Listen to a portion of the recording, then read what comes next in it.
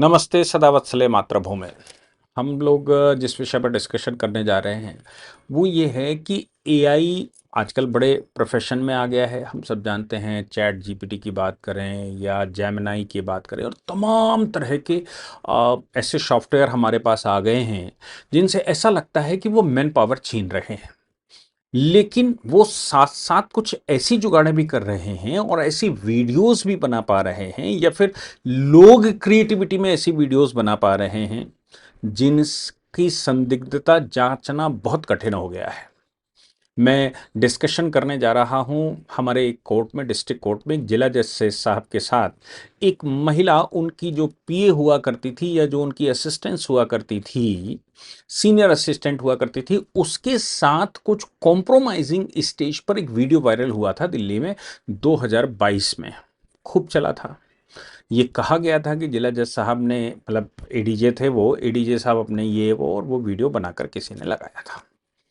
अब वो वीडियो जब ज़्यादा चल गया तो वो महिला दिल्ली हाई कोर्ट गई थी। दिल्ली हाई कोर्ट में उन्होंने रिक्वेस्ट किया कि भाई ये जो मॉर्फ वीडियो है इसको रोका जाए, इसको वायरल होने से रोका जाए।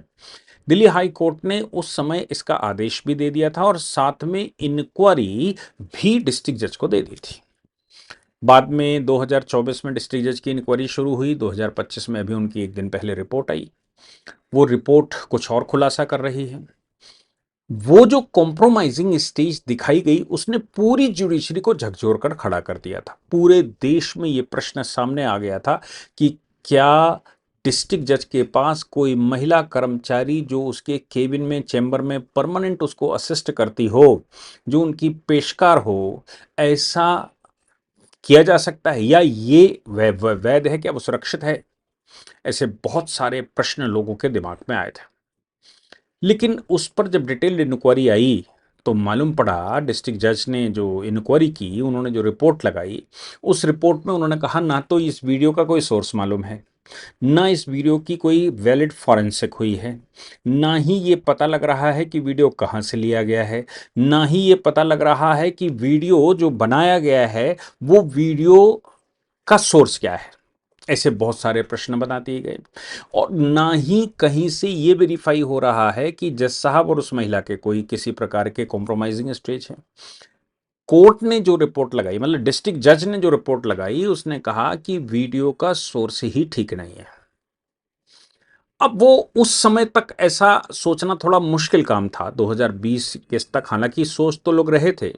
एआई का इस्तेमाल भी हो रहा था। हम सब जान रहे हैं, रामायण बनी थी तो ग्रीन स्क्रीन का इस्तेमाल हुआ करता था। फिल्मों में इन सॉफ्टवेयर का इस्तेमाल खूब होता था, जो आज आम आदमी के मोबाइल पर या आम आदमी के कंप्यूटर पर आ गए। किसी समय पर ये सारे के सारे ऐसा लगता था कि हाँ भाई, कारीगरी वाकई में हो रही होगी, वाकई में इनको उड़ाया जा रहा होगा, समुद्र पार कर रहे होंगे, वाकई में ये सब कुछ चल रहा होगा। शरीर बड़ा करने की प्रक्रिया दिखाई गई, छोटा करने की, और ये सब चल रहा था।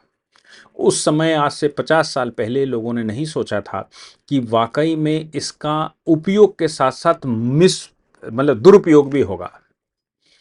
इन महिला कर्मचारी महोदय, मैं किसी का नाम नहीं बताऊंगा, ना तो महिला कर्मचारी का नाम बताऊंगा, ना जज साहब का नाम बताऊंगा, ना ही कोर्ट का नाम बताऊंगा, ना अंदाजा लगाऊंगा, ना अंदाजा लगाने दूंगा। बस इतनी सी बात है कि हम सबको मालूम ही है कि इस तरह का वीडियो पब्लिश हुआ था। अब देखिए, हमारे यहाँ चैट जीपीटी की बात हम करते हैं, लोग कह रहे हैं कि ये जॉब खा रहा है, मतलब ये मैं टेक्नोलॉजी की बात कर रहा हूँ। अभी यूके में एक एडवोकेट ने चैट जीपीटी से एक वो बनाई और फाइल कर दी। उसमें जो केस लॉस कोड किए गए थे वो जज साहब ने क्रॉस वेरीफाई किए तो मालूम पड़े वो फर्जी थे। यानी कि चैट जीपीटी या ये जो एआई टूल्स हैं ये एज्यूम भी करते हैं, एजम्पशन भी करते हैं, और एज्यूम करके फर्जी केस बनाकर कंटेंट कहीं से उठाया, आंसर तो ठीक है लेकिन केस का नाम गलत है। कभी केस का नाम दूसरा दिया हुआ है और आंसर दूसरा दिया हुआ है। क्या है कि ये सारे वर्जन ऐसे हैं जो वेबसाइटों से मैटर उठाते हैं और उठाकर उसको उसको रीराइट करते हैं और रीराइट करके देते हैं। ऐसे ही वीडियो की बात आती है कि वीडियोस आप, इबली गिबली ऐसी तमाम तरह की साइटें चल रही हैं जिसमें आप किसी की रियल वीडियो डाल दीजिए, उसका बुढ़ापा देख लीजिए, उसकी जवानी देख लीजिए, उसकी एज के परिवर्तन के साथ साथ वो उसका चेहरा बदलते हैं और चेहरे पर दूसरा चेहरा बना देते हैं। आपने मोदी जी की वीडियो एक चली थी जिसमें शेर से मोदी जी बनते हैं, फिर मोदी जी से शेर बनते हैं। ये सारी टेक्नोलॉजी का खेल है जिसमें एक महिला कर्मचारी जिसको सही से सवाल खड़े कर दिए गए, जज साहब के साथ उनके संबंध बता दिए गए, उसको मॉर्फ कर दिया गया, उसको बना दिया गया और बनाने के साथ साथ उसको पब्लिश भी कर दिया गया। हाई कोर्ट का जब आदेश आया कि इन वीडियोस को हटा लिया जाए तो देश भर ने कहा था भाई रियल वीडियो हैं, क्यों हटा लिया जाए और ये कैसे वो कैसे। महिला कह रही थी मैं निर्दोष हूँ, ये वीडियो मेरा नहीं है, ये ठीक नहीं है, ये गलत तरीके से बनाया गया, किसी ने इसको बनाकर भेजा है, किसी ने मुझे बदनाम करने के लिए, जज साहब को बदनाम करने के लिए और उसके लिए।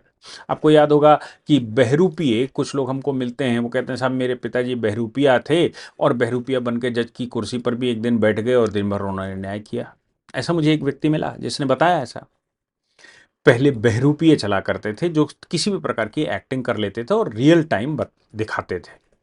आजकल वो सब कुछ एआई टूल से हो जाता है। वीडियो बनाने वाले एआई टूल्स हैं, टेक्स्ट लिखने वाले एआई टूल हैं, थीसिस लिखने वाले एआई टूल हैं, या फिर पिटीशन लिखने वाले एआई टूल हैं, किताबें लिखने वाले एआई टूल हैं। ऐसे एआई टूलों आपने बहुत सारी वेबसाइटें देखी होंगी जिन पर आप कोई भी मैटर डालो वो वेबसाइट ज़रूर कोचिंग इंस्टीट्यूट की या किसी की वो ज़रूर मैटर दिखा देती है। मैंने कुछ कोचिंग इंस्टीट्यूटों की वो निकालने की कोशिश करी, उनको पता किया, तो ज़रा सा उसमें से टेक्स्ट कॉपी पेस्ट किया तो मालूम पड़ा कि वो तो किसी एआई टूल से बनाकर डाला गया है। आवश्यक नहीं है कि वो लॉ फील्ड की बात सही कह रहा हो, लेकिन लगता ऐसा है कि ठीक कह रहा है। मैंने बहुत सारे एक्सपेरिमेंट चैट जीपीटी के साथ भी किए हैं, मैटर अपलोड किया है, पता करने की कोशिश करी। अगर मैं जानकार ना होता तो पढ़ने में वो ठीक ही लगता है। बाद में जब मैं उसको खुद बताता हूँ चैट जीपीटी को ही कि ये तो गलत है और ये ऐसा नहीं ऐसा होना चाहिए, तो कहता है हाँ हाँ सॉरी ऐसा ही होना चाहिए, मैं आपकी बार एक्यूरेट देता हूँ।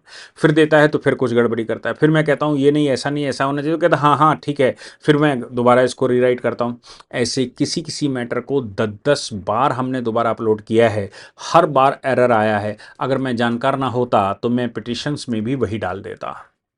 बाद में समझ में आया कि पिटीशन तो हाथ से ही लिखी जाएगी, पिटीशन तो जो हमारा जूनियर है वही लिखेगा, लिखने वाला टाइपिस्ट उसको टाइप करेगा, जूनियर ही उसका मैटर निकाल कर लाएगा और इसका और कोई दूसरा साधन नहीं है।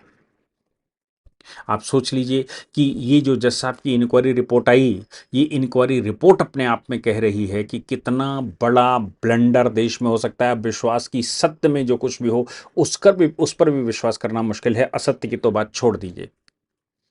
कैसे विश्वास करें, किस पर विश्वास करें, कितना विश्वास करें, ये बहुत सारे प्रश्न अब सामने आ गए हैं। लेकिन इंक्वायरी रिपोर्ट ने सारा क्लियर कर दिया है और बताया कि ये सब कुछ मॉर्फ है, इसके पीछे बहुत सत्यता प्रूफ नहीं होती। सत्यता होगी तो पता नहीं, लेकिन ऐसा कोई एविडेंस नहीं है जिससे ये प्रूफ हो रहा हो कि वाकई में ये सब कुछ हुआ था। यानी कि वो महिला कर्मचारी ठीक कह रही है और उनको इंसाफ मिला। लेकिन आप सोचो परिवार पर क्या बीती होगी, कोलिग्स के साथ क्या बीती होगी, जहाँ वो कोर्ट में बैठती होंगी वहाँ क्या बीती होगी, जिन लोगों के साथ वो रहती होंगी वो कैसे रिएक्ट करते होंगे, परिवार के पति और बाकी परिवार के बच्चे कैसे रिएक्ट करते होंगे।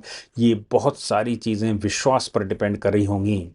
विश्वास अगर किया होगा तो विश्वास पात्र रही होंगी तो फिर सब ठीक चला होगा। लेकिन अगर विश्वास किसी ने किया तो आप सोचो जीना दूभर हो जाता है इन विषयों पर। जय हिंद, जय भारत, वंदे मातरम।